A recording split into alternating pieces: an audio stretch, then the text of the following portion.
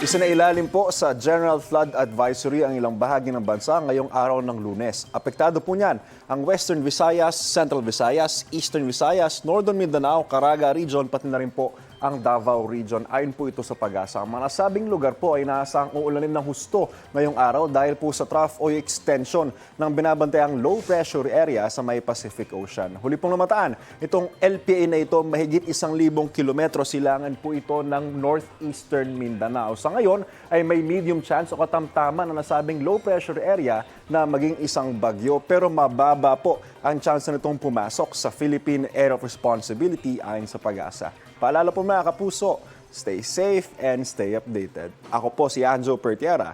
Know the weather before you go. Para Mark Safe lagi, mga kapuso.